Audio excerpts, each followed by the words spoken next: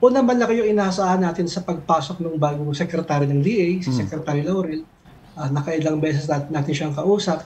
Talagang malaki yung kumbaga ay babakahin sa agricultural sector, 4 years of neglect. Mhm. Where we're hoping magtuloy-tuloy yung communication sa secretary at yung mga proposal ng industry, magtuloy-tuloy. Ano? Kailangan lang naman natin yung commitment ng gobyerno that they are still with the farmers, Mhm. that farmers are still encouraged to farm.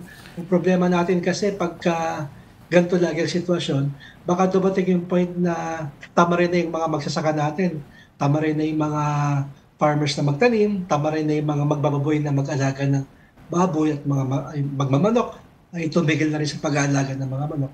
We were hoping na wag umabot sa ganung sitwasyon ng ating mga Mhm. local producers.